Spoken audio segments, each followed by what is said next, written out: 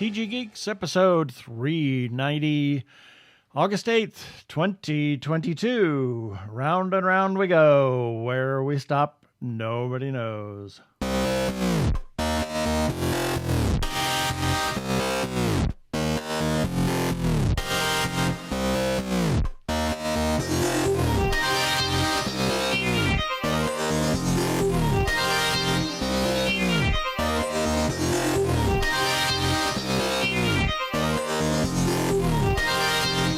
Hello and welcome to another webcast from TGGeeks.com, where Ben and Keith, the Two Gay Geeks, talk about all aspects of Geek-dom and Nerd-ery, sci-fi, comics, film, horror genre.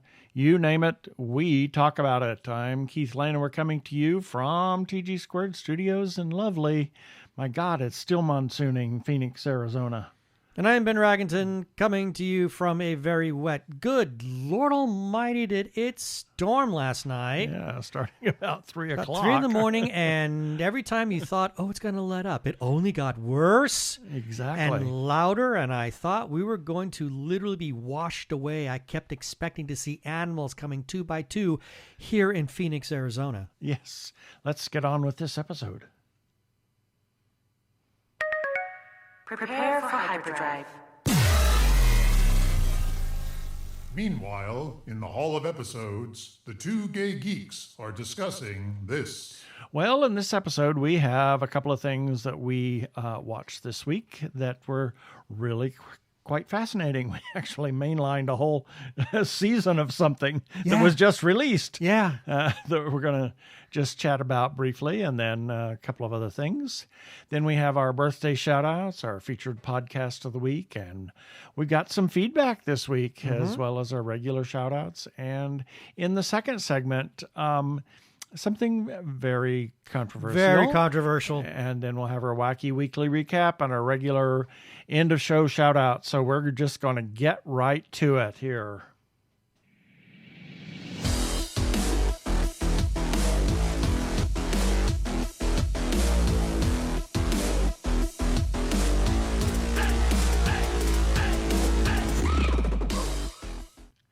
Well, here we are. Okay, so we have a really good friend who's visiting this weekend, and he said, "Have you watched UnCoupled on Netflix?" And I said, "No, I've heard about it because Neil Patrick Harris has been all over the talk show circuit, and I thought that was due to his appearance in Doctor Who."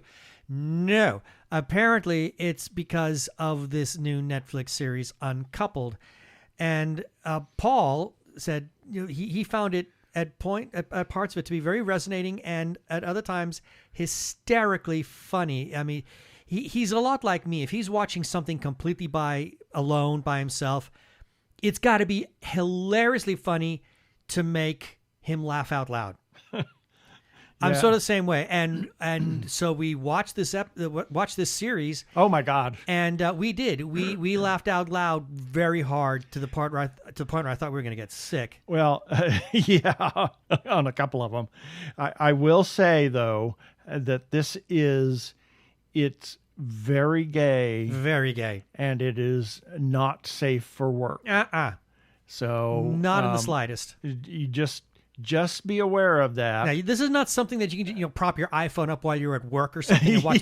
No. Oh my God, no. No, I would not do that with this series. It's very naughty at times. Yes. So the basic premise is Neil Patrick Harris is in this relationship, and for 17 years, as he tells everybody in every episode, and then his boyfriend decides, "I'm leaving him. Yeah, I'm leaving you. Goodbye."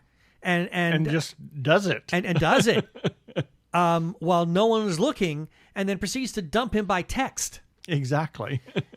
So the series is only 8 episodes long, and it is a comedy, and it's all about Neil's character Michael coming to terms with now having to face single life, and there were parts of it that I was able to very accurately call. But there were parts of it that I thought, oh my God, I can't believe they just did that. Yeah. There was, I said something, was it this morning, I think, we were talking about, it was just a derailed train of thought. And I said, I finally realized that Michael's parents are the parents from the movie Jeffrey. Yeah. And you said, they're their own walking pride parade. And it was just that's pretty descriptive of it. And they seem to like his partner better than they like their own son. Yeah. So the entire series is just so wackadoodle, and there are parts that almost come off as cliche, but they're not. Because there is a lot of layered depth that go. There's some great subtext throughout this entire series. So even though some things may look like cliches on the surface, it's because there's more than a grain of truth behind it. Exactly. And it's also about several of Michael's friends that he has known for a very long time, and they're with him through thick and thin, and it's a really touching. There's several touching moments and several moments where it's like, are you insane? Why did you just do that? You know, some of those crazy moments, but also, as I said, some very touching moments, and people are able to change a little bit, and they all learn about change, and all learn about acceptance, and all learn about each other and themselves in the whole process of this breakup that Michael is going through, including Claire. Oh my gosh! Oh, Claire. Michael is a real estate agent in New York City, in Manhattan primarily, and this fabulous apartment. Who knows what the heck, how many square feet? Just the first. The dining room has more square footage than our house. I know does. It's huge. And it's 2-story. And it's or three-story. Yeah. And unbelievable. And she is a recent in the process of being divorced or divorced. She was basically dumped by her husband. Yeah.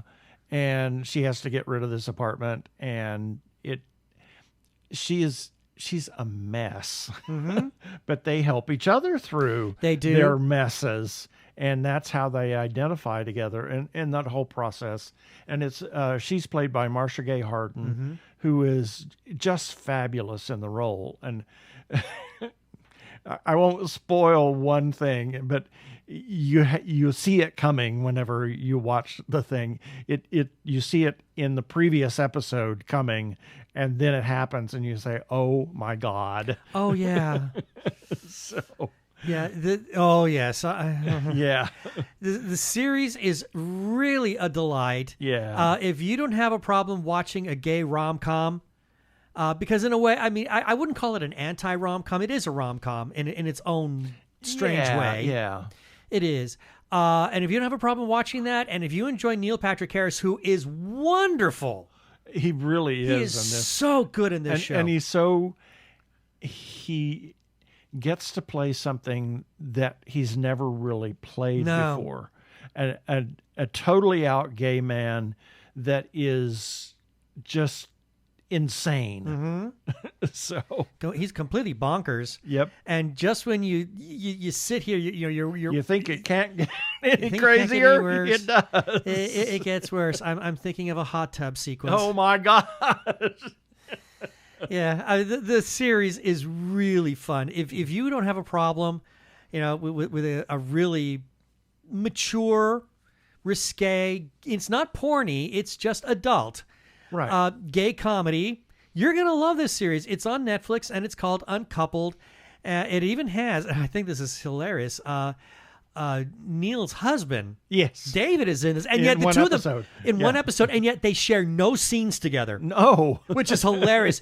And the scene that David has with Stanley, the guy that he's dating. Oh dear! Oh my gosh! And some paintings. Whoops! Yeah, that was one of the funniest things I'd ever watched. We were just screaming with laughter. The way it was done. The acting in this series is just a delight. This is a wonderful show. I they left it on a bit of a cliffhanger. A bit. Several, A bit, to be honest. So I'm really praying for a season 2. Exactly. I mean, it's hard to say right now, but because it just did drop. Exactly. So I'm really hoping that Netflix decides to pick it up. It'll be nice to see what the numbers are looking like. I mean, who knows? But yeah, check it out, Uncoupled. You're not going to be sorry. This series is a lot of fun. And Paul, thank you for turning us on to it. We laughed so hard throughout it. Exactly. And we're, by the way, since Paul is coming into town, we're not doing this on Saturday. We're recording early. Thursday night. Yeah. So if we seem a little, if our energy level seems a little down, or if it seems a little forced, it's because we just finished a whole day of work with our regular job. Yeah, and then we had to watch the season finale of the Orville. So we can talk about it. And talk about the whole season. I'm not going to give any spoilers away, but this was a very interesting episode. It was not the, oh my God. Well, it was not loaded with gravitas. Right. Like we've had throughout the season. It was somewhat light. It felt like a blend. I mean, because there were some very serious points that needed to be made here. Exactly. But at the same time, it also felt like it was, Seth was making a return to the lighthearted kind of stuff that he did without getting just really sophomoric. Right. And which was tricky because they actually reintroduced a storyline from the first season that you hated so much. Yes. In fact, I never finished watching that episode. You didn't finish watching the episode. I mean, 15 minutes into the episode and you walked out of the room. You couldn't watch it. I can't watch this anymore. Well, for good reason. I toughed it out, and it was unbearably awful. And I don't know if Seth wrote that one or not, but whatever the case is, I guess I don't care anymore because what Seth has written this season. Oh my gosh! And I mean, not just written, but I mean, he is really helming this series directed a lot of these episodes. He has done such great stuff with this show. Oh yeah. I mean, he's touched on so many social issues, and it really is. It's a testament to his skill that he can, go from the toilet humor of some of the previous things that he's created and completely the opposite end and give us some really good morality plays and just so much wonderful work. Which has been the bulk of the season. Me to tears on several episodes. Yeah, me too. The bulk of the season has been all about some very powerful morality plays. And, excuse me, this was episode 10. And like the one episode that did bring me to tears, I want to say, oh, good heavens, I want to say it was episode 8. Right. With Topa. Yeah. And the return of Clyden. And the way that was handled, I mean, there were moments of absolute ghastly horror at what was taking place. And then to wrap it up with one of the most touching scenes this series has ever had. I mean, I didn't think there was any way they were going to be able to top what they did earlier in the series when Bortus professes to Topa, "You are perfect. Right. And I love you." I mean, I thought, you can't top this. Well, they did. They did top that in episode 8. It was so well done. Yeah. And again, to this episode, we kind of go back to the light. There was some silliness. There was plenty of silliness, in fact, but it never went overboard. Right. I didn't think it did. It never went beyond the pale. Oh, I'm sorry. I just realized. Apologies. I just found that's actually a bad thing to say. Yeah, I take that back. It's a racist thing. Yeah, that is a racist thing I just said, and I really deeply apologize for it. But it didn't go to the extreme. It didn't go overboard. The silliness. It kept it to it kept it right up to the line. Right. I mean, some of it was cringy. Yeah. I won't say what it is. You haven't watched the episode yet. Some of it was cringy. I mean, because it was meant to be cringy. Right. It really was. But at the same time, wow, the heavy Star Trek moment, whole thing on Prime Directive, and that's all I'm going to say on that. Yeah, exactly.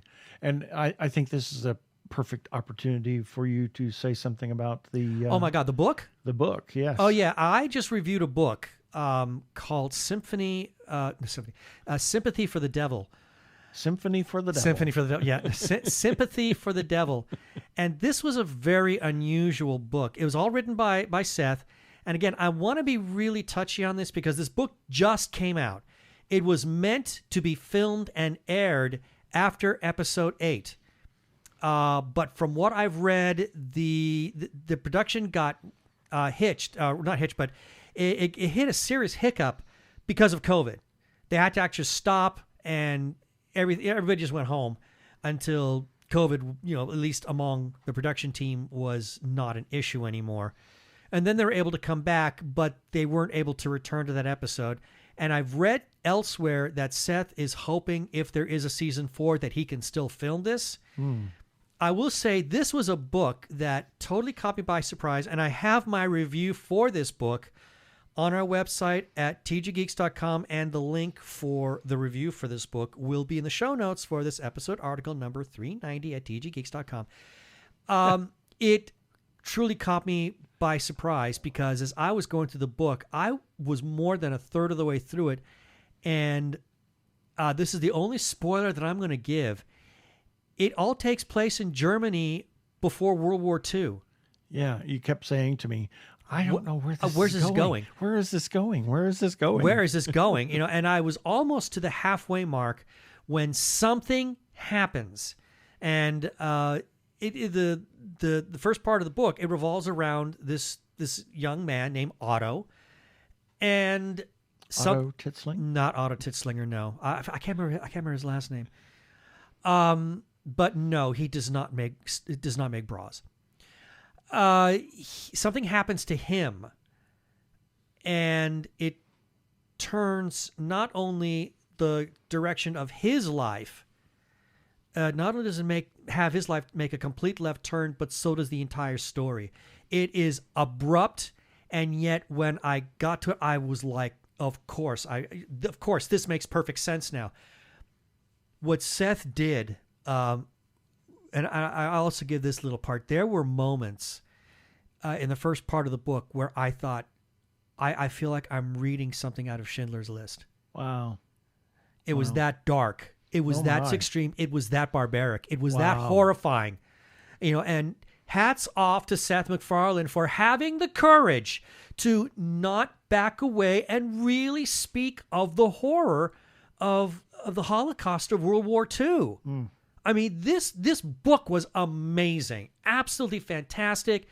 And even though it starts it doesn't start dark, it starts rather unusually light, but gets dark really fast. And as dark as it gets, it ends in a really beautiful way that only Seth could have written and make it work. Wow. This was a fantastic book. It's a novella. So you can read the book in under a day. It's not very long, but it is outstanding, absolutely outstanding, and it is my greatest hope that Disney will decide, okay, we're going to give you guys a season 4. Since the series is moving over to Disney Plus, I'm really hoping that this is sort of a secret indicator that Disney is looking at maybe giving this series another run. I really hope they do because. And it's not just me, but like 99% of the people on social media have been loving season 3. I think people will. There was one guy who hated this book. I loved it. I thought it was amazing. And I think Disney's kind of taking a look at this and deciding, I don't know, okay, we'll give you guys another shot. And if they do, and if you're within earshot of this, you need to make this an episode. It was unbelievably brilliant. Yeah. And I'll just say that I have come to a whole new respect for that man's creative talent. He is like my new hero now. Cool. I think Seth MacFarlane is just amazing. So that's what we've got to say about the Orville. Yep. We also watched something else. Some other new thing that was just released on Disney Plus on the streaming service. The new Pixar film, Lightyear. Yeah, this was, as it says at the very beginning of the movie, we know that from Toy Story, the little boy, Andy, his favorite toy becomes Buzz Lightyear, and that happened after he watched a movie about his hero. This is that movie. Yeah. And it's so well done. Oh my gosh. It is so well done. It is so well done. So many different send-ups and Easter eggs and all kinds of wonderful things. And yet it has it has that heart. It has that message. It has the Pixar moment. Yeah. You know, that there's always that, it'll make you, moment that gives you a catch in your throat. Little verklempt or even, you know, and there is one in Lightyear. And oh yeah. It's just, and you know it's coming, and yet when it happens, it's like it just it really hits punch. You. It really is a gut punch, you know. But then it is, as they always do with Pixar, they manage to just turn it around and start going for the funny again, make it a wonderful thing, and you know, and then but the cat. Socks the cat. I want this. I swear, when the Socks comes on, I said, I paused. I said, honey, that's going to be the new Disney merchandising. It's going to be that cat. I want that cat. Exactly. I want a Socks the cat toy so badly, and it better talk. Exactly. Because I thought Socks steals this movie. Oh yeah. Oh yeah. And that's not an easy thing to say, because this film has got some really great characters, not the least of which Chris Evans as Buzz. Oh my gosh, is he fantastic. does a fabulous job. He is great in this movie. He's not Tim Allen, No. but he's not supposed to be Tim he's Allen. not.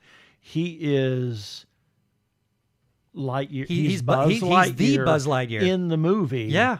And Tim Allen is Buzz Lightyear, the toy. And yet, you're mocking me, aren't you? Spoilers.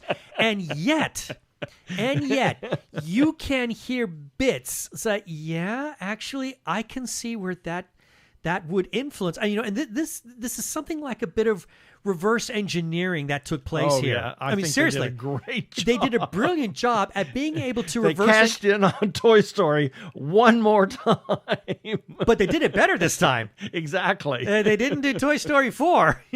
They did it the right way, and they managed to reverse engineer Buzz so that you can look back at Toy Story and say, yep, I could see how the toy would be informed by that character. It is so cleverly well done, and the animation, again, is just gorgeous. Exactly. Just gorgeous. Just all the little bits and the little bits of humor, and you see, well, this is a little bit of a spoiler, but you see how Buzz Lightyear, the toy, could be so clueless. Oh, yeah. You know? It is modeled after the man.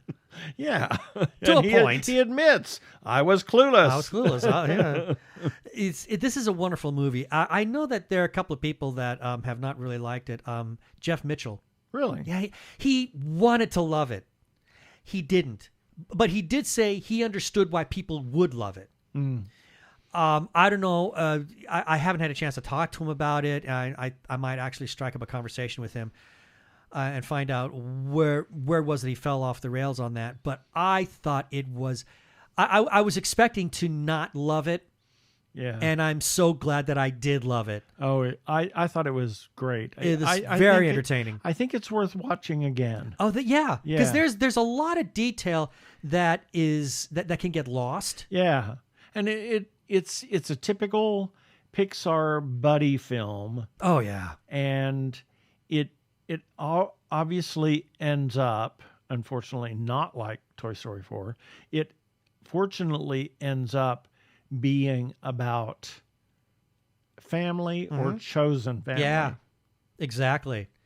And I would say to anybody who does watch that film, you really need to sit through all of the credits, because I found out several. There are three there's one mid-scene credit. There is one. Follow me on this one.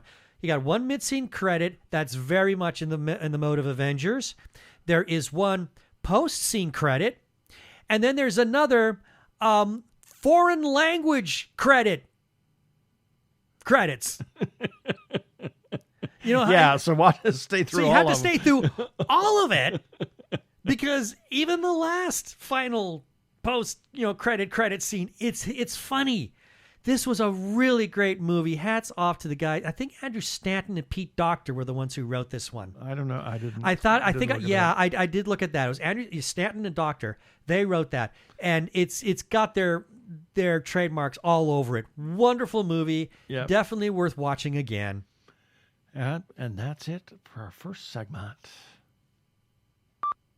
Hi, this is Queen Karishma. And you're listening to the Two Gay Geeks.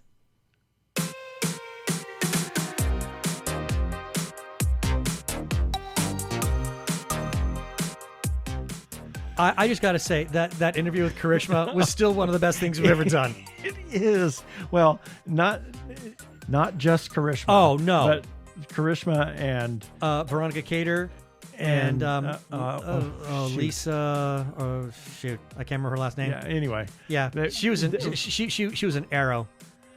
Wonderful interview. Oh, my God. We got some unfiltered madness. Yeah. It was great. And that's the one thing. Patricia Chica has always said, you guys manage to get things out of people that no one else can.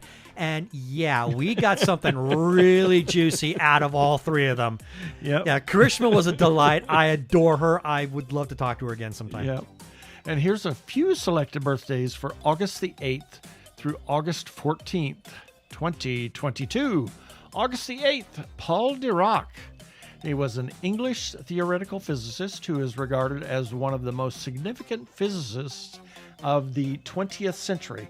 Say physicists 20 times fast. No. Dirac made fundamental contributions to the early development of both quantum mechanics and quantum electrodynamics. Oh, that's a new one. Yeah, among other discoveries, he formulated the Dirac equation, which describes the behavior of fermions and predicted the existence of antimatter. Dirac shared the 1933 Nobel Prize in Physics with Erwin Schrödinger for the discovery of new productive forms of atomic theory. And we're talking about that Schrödinger. That Schrödinger. Okay. Exactly. He also made significant contributions to the reconciliation of general relativity with quantum mechanics.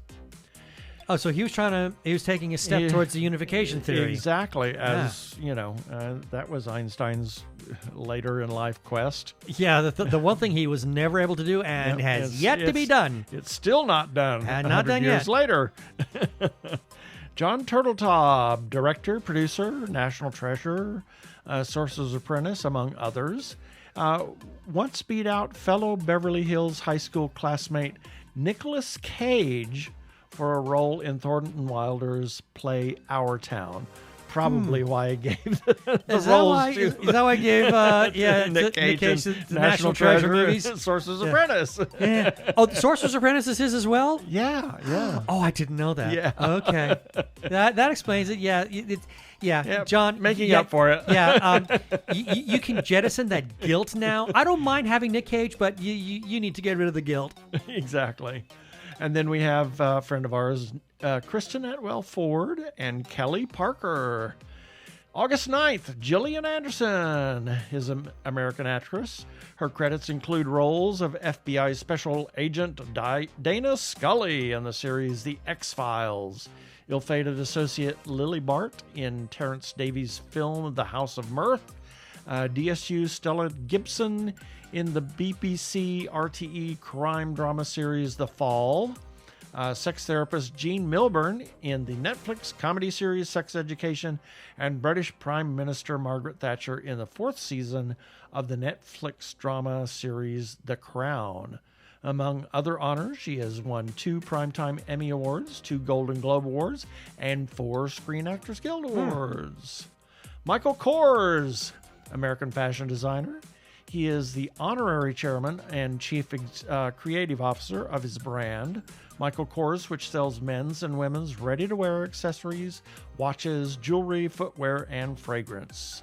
Kors was the first women's ready-to-wear designer for the French house of Celine from 1997 to 2003.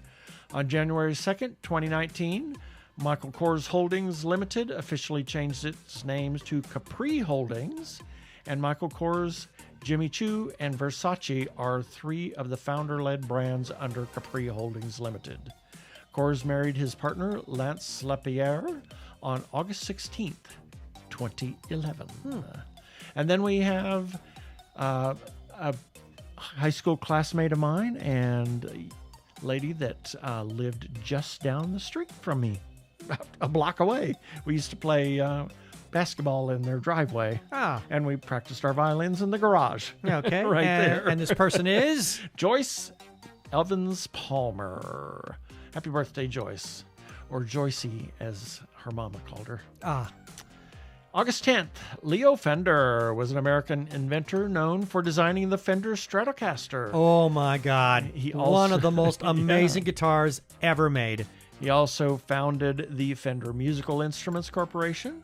In January 1965, he sold Fender to CBS and later founded two other musical instrument companies, Music Man and G&L Musical Instruments. Wow. The guitars, basses, and amplifiers he designed from the 40s are still widely used. Oh, yeah. The Fender Telecaster from 1950 was the first mass-produced solid-body electric guitar. And the Stratocaster from 1954 is among the most iconic electric guitars. God. No guitar on the planet sounds like it. It has a tone that is like pure silk. Yep.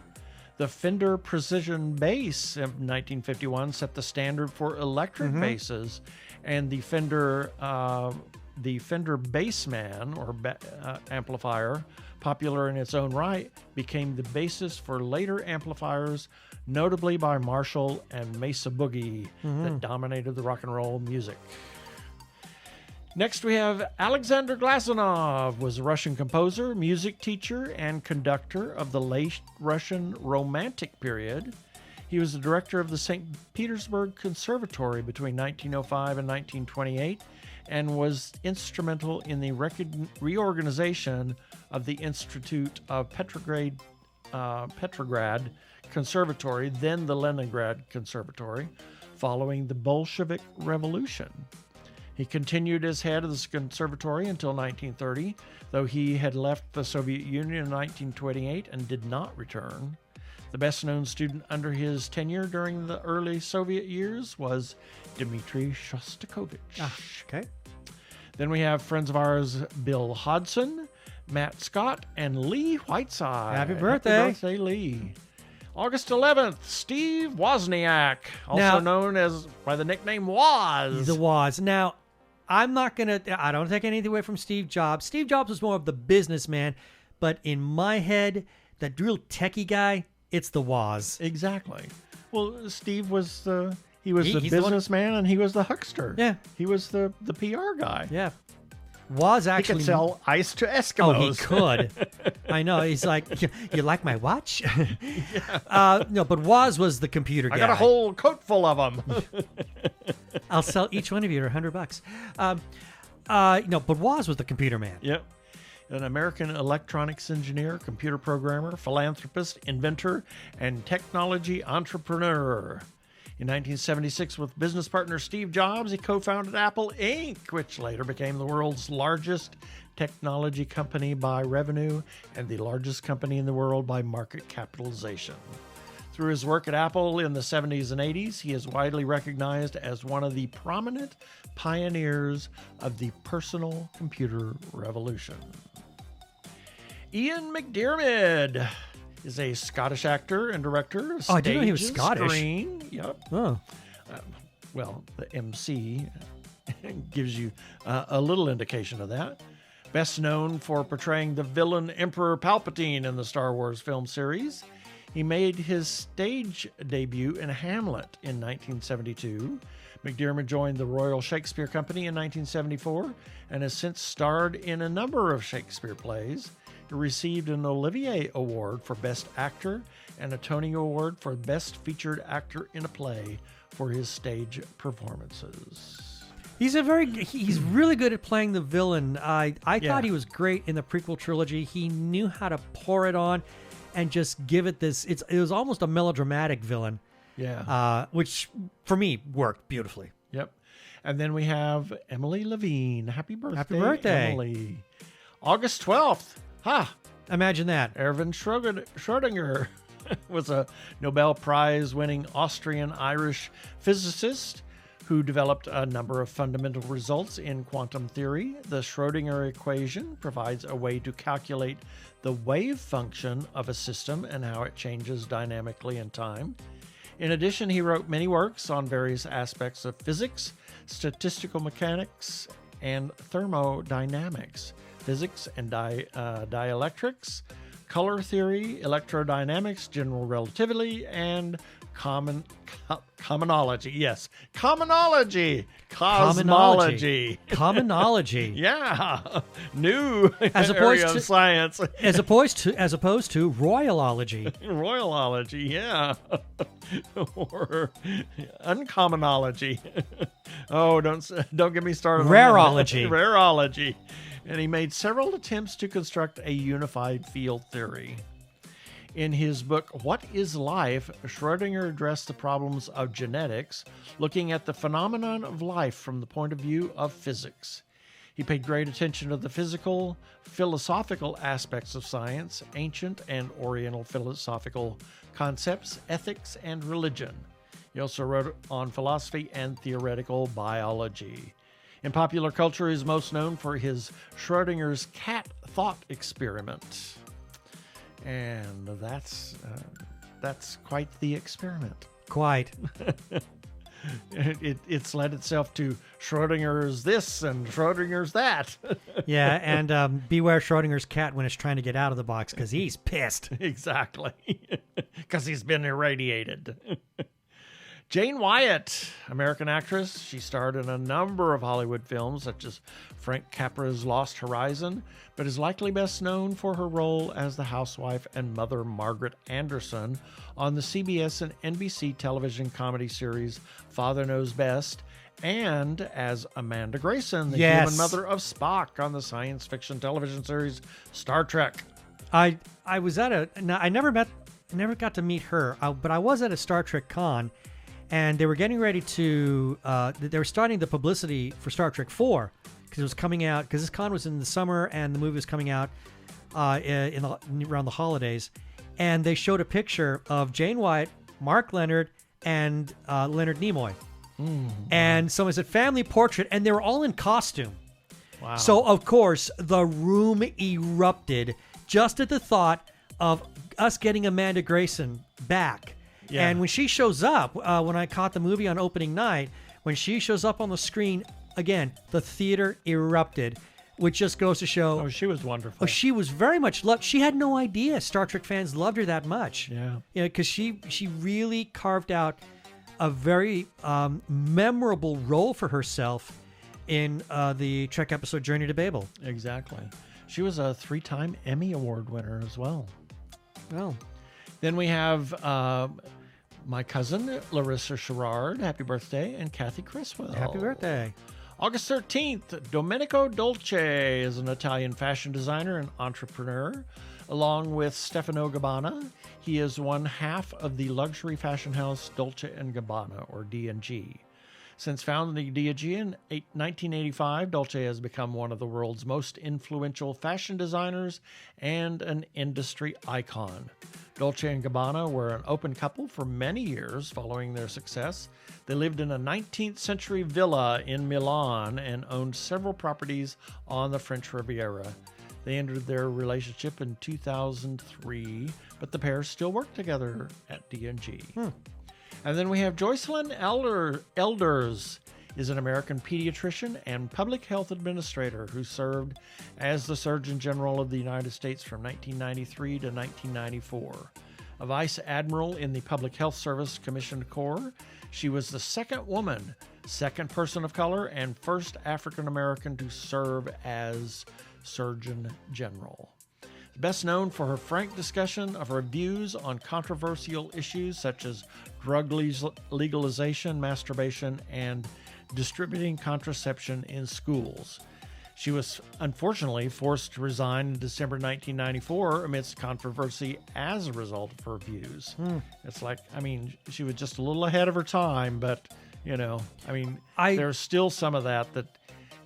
Well, I have a funny feeling people just get over it. Yeah, you know? I think that you remember in the series The West Wing, there was this Surgeon General who was asked to step down. I think that character was modeled after her. Exactly. Yeah. And then we have a friend of ours, Christine LaBruna Fiore. Happy birthday. Mrs. Crazy Joe. Mrs. Crazy Joe. August 14th. Hey, it's a wild and crazy guy. Steve Martin, American actor, comedian, writer, producer, and musician. He's won 5 Grammy Awards. Oh, yeah, he's a gifted Primetime Emmy Award. Yeah. And was awarded an honorary Academy Award, the Academy's 5th Annual Governor's Awards in 2013. He only needs a Tony to complete his EGOT. And he was nominated for 2 Tony Awards for his musical Bright Star in 2016. Among many honors, he's received the Mark Twain Prize for American Humor, the Kennedy Center Honors, and an AFI Life Achievement Award. In 2004, Comedy Central ranked Martin as at 6th place in a list of 100 greatest stand-up comics. Oh, yeah. Oh, I forgot what I was going to say. Well, it must not have been very important, or you wouldn't have forgotten it. Oh, I'm radioactive. Yeah. He's also starring currently in Murders Only in the Building, or Murders in what is the name of that episode? Only Murders Happen in the Building, I think. Some damn something, yes. But he and Martin Short and her. I can't think of her name. Can't off the top of my head. Yeah. Oh my gosh, darn it. Anyway. And then, how about this? Marcia Gay Harden. Marcia Gay Harden, American actress. She's recipient of accolades, including an Academy Award and a Tony Award, in addition to the nominations for Critics' Choice Award and 3 Primetime Emmy Awards. She is so good in UnCoupled, I tell you. Oh, my gosh. She's wonderful in it. She was also in Newsroom. Yeah. That we saw. I thought, where do I recognize her from? Because I recognize her. And we had to look it up on IMDb.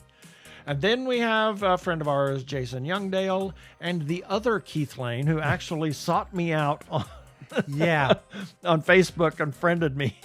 So I'm a friend with myself. And what really threw me off is I was trying to tag you. He shaves his head too. Yeah, well, a number of years ago, I was trying to tag you on something, and then I found him.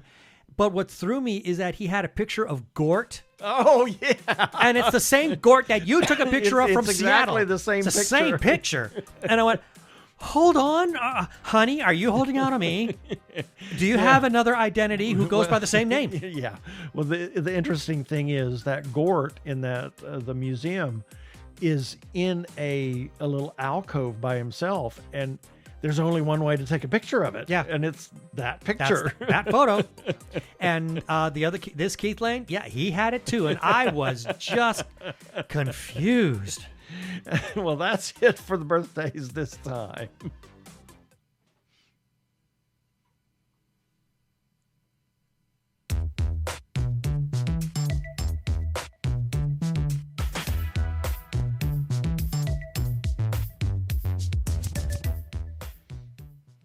Technorama, the podcast for geeks, because geeks are better than cool. You don't hear someone say, "Get away from me, you cool person." Who's gonna have their 65-inch home theater system installed by the Cool Squad? Not me, that's for sure. How much cool cred do you have? Not enough to care about. Think you'll find any canned unicorn meat at thinkcool.com? It's just a part domain name. They don't even have roadkill in a paper cup. That's why you need to start listening to Technorama, because that's what geeks do. Go to chuckchat.com and listen to Technorama before you turn cool.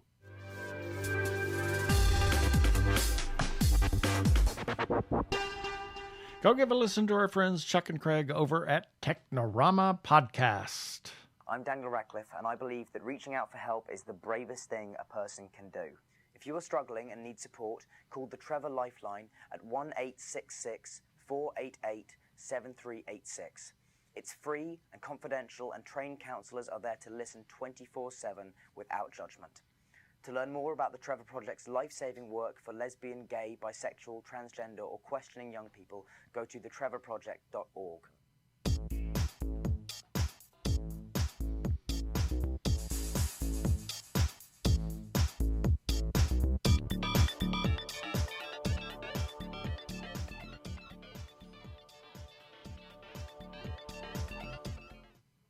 Thank you. And it's time for our feedback. These are comments that we received in response to articles and episodes that we ran on our website at tggeeks.com. And the links for each of these will be in the show notes for this episode 390 that you can find at tggeeks.com and on all social media platforms. Starting with regarding TG Geeks episode number 387. And I guess in that one we were kind of waxing on a bit about Stranger Things. And we got a comment from Arkle. He left this on our YouTube channel. He said, I'm going to say something that might piss off a few Stranger Things fans. Don't do it, Arkle. Don't do it. Never tell him not to do it.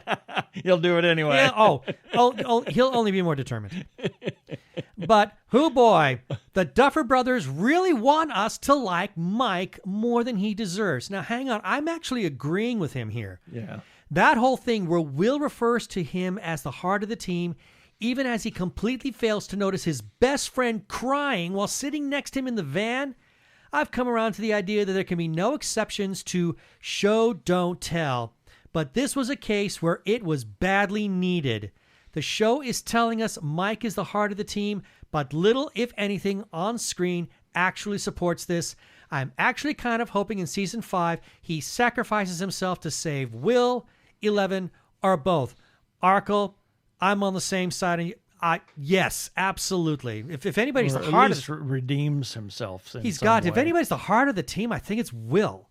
Yeah. Anyway, and then moving on regarding Ben's breakdown, Thor: Love and Thunder is more of an uneven blunder. Got a comment from Daniel Franks, who says fans of Taika's other works, What We Do in the Shadows, Our Flag Means Death, etc., will love this movie. If you bounced off those other works, you'll bounce off this one. Sorry, I don't agree. I liked What We Do in the Shadows. I didn't get a chance to see Our Flag Means Death, but I did like What We Do in the Shadows. I thought that was a very clever movie. It doesn't, for me, his very strict directorial style for Thor didn't work for me. Anyway, Daniel goes on. What struck me about this film is just how strongly he must be controlling his actors to have so many different artists across so many different projects sounding so much alike. It's almost as if they were in a choir together. Except, of course, they're all singing songs. Different songs. Sort of. Sort of. I'll give you that. And then we close it off. Got a comment from the Fizz Popcast radio show. They left this on Instagram, and they said regarding the movie, Phase 4 is not looking good. And you know what? I have to agree. And that is our feedback. If you want to leave a comment, you can do that just like these folks have done. You can do that on Facebook, on Twitter, on Instagram, or at tggeeks.com, and for specifically the episodes on YouTube.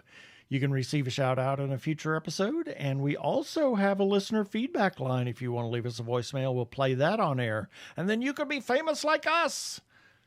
Call 469-TG-GEEKS. That is 469-844-3357. And as always, please play nice. For more than 2 decades, Judy and Dennis Shepard have honored their son Matt by working to erase hate around the world. The Matthew Shepard Foundation honors his legacy by inspiring the good work of activists, teachers, artists, and legislators, and everyday LGBTQ+ folks and their allies. Join us today in helping to erase hate. Visit MatthewShepard.org. Thank you to Comcast NBC Universal for that promo. Well, we want to say, as always, that we are huge supporters of independent creators, whether it's filmmakers, comic book artists, writers, or others. We want you to go take a look at their Etsy pages, their Facebook pages, their websites, their Twitter, Instagram, TikToks, wherever you might find independent creators. Talk to them about their stuff. Talk to others about their stuff. Buy their stuff. Give them money. Support independent creators.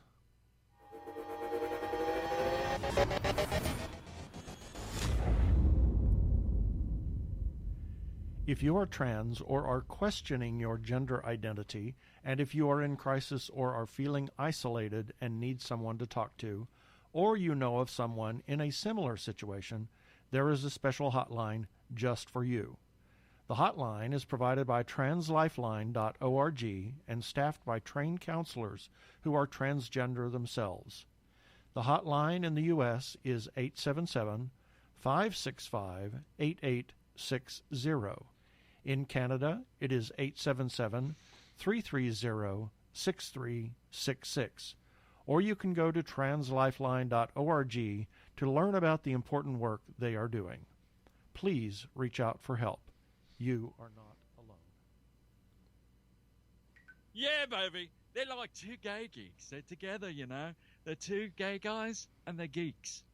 Is that okay?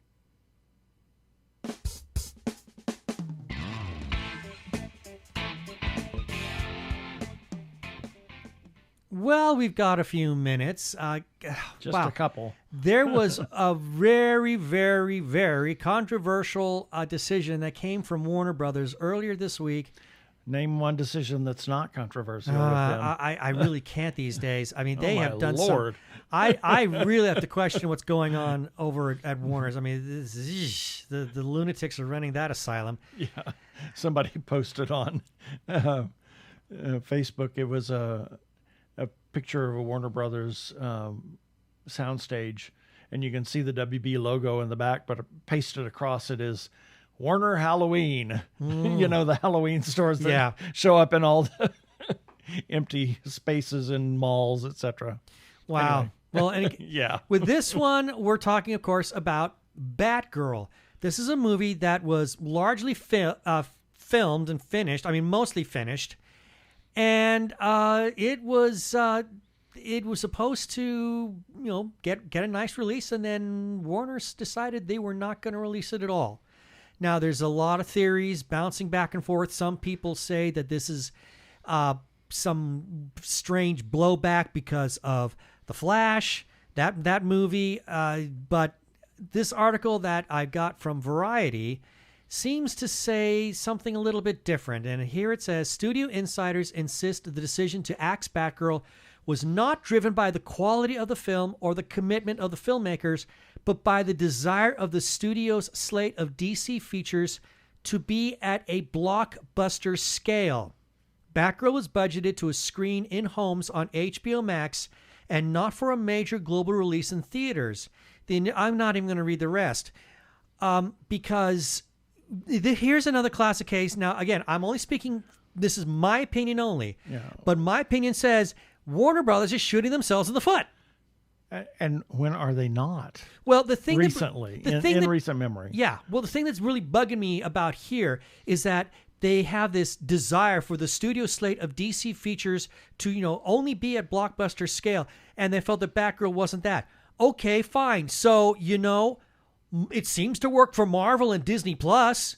Yeah. They've been releasing a lot of things that are not theatrical blockbuster in nature. They've been putting it out on Disney Plus, and I would say that the stuff they're putting out on Disney Plus has been really freaking great.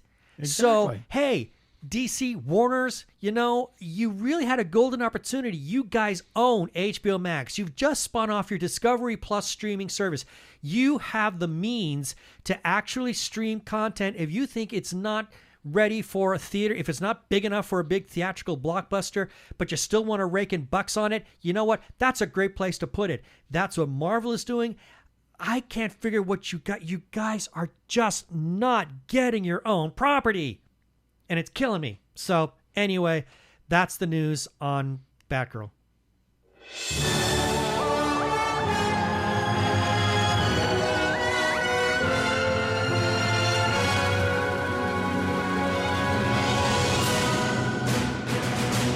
And it's time for our weekly review. These are items that we ran on our website at tggeeks.com, and the links for each of these will be in the show notes for this episode number 390 at tggeeks.com, starting with On July 31st, Sunday, Nerdy Chupacabras number 111. On Monday, August 1st, TG Geeks episode number 389.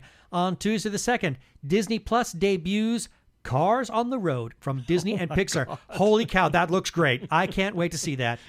On Wednesday the 3rd, Ben's book breakdown. Seth MacFarlane shines with The Orville, Sympathy for the Devil. On Thursday the 4th, Andrea's Angle, Easter Sunday, Family Mad Funny. On Friday the 5th, Disney Plus reveals anticipated premiere dates for several projects. Interesting stuff there, including the upcoming She-Hulk. Yeah. And then on Saturday the 6th, it's back!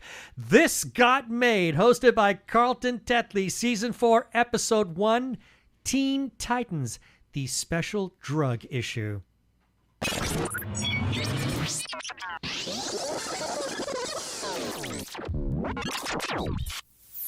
We have some shout-outs that we need to make. First to Arkle. You heard feedback from him a little bit earlier in this episode. Great friend of the show and of ours personally. He is on Twitter, Geek of All Trades, also referred to as Brian the Ampersand List YouTuber.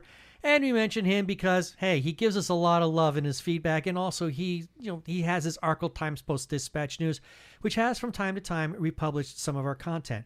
So if you want to find the Post-Dispatch News, go to Twitter and look for Geek of All Trades, and that is spelled the letter G, the number 3, the number 3, the letter K of all trades. And, go to his YouTube channel. He's got lots of stuff there. That's youtube.com/Arkle Studios. We must also give some shout-outs to a couple of Facebook groups for allowing us to post our episodes and relevant articles. First, Two Gay Geeks After Hours. Big thanks to the moderators for saying we can share our content. And their web address is facebook.com/group/Gay Geeks After Hours. And then to The Gay Geek for the same. And their URL is facebook.com/group/The Gay Geek. And as always, we give special love to their moderator, Jeremiah Reeves. Thank you, Jeremiah. Other places we can be found are Spotify, TuneIn, Stitcher, Amazon Podcasts, as well as where other fine podcasts can be found. Also, check us out on Sci-Fi Radio at 3 a.m. and 3 p.m. Pacific Time on Tuesdays for a replay, and listen to their other content. They're a 24-hour geeky internet radio station. Please rate us and review us on iTunes, and don't forget to subscribe to our YouTube channel.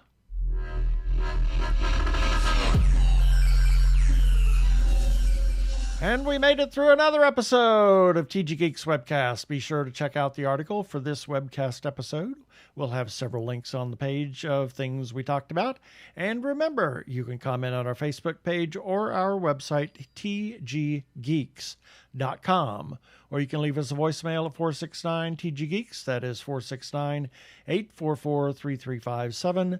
From TG Squared Studios, I'm Keith Lane. Thanks for listening.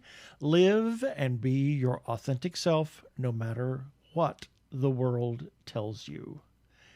Please be kind to yourself and those around you. Stay safe, wear a mask, get vaccinated. Peace. You're mocking me, aren't you? Yes.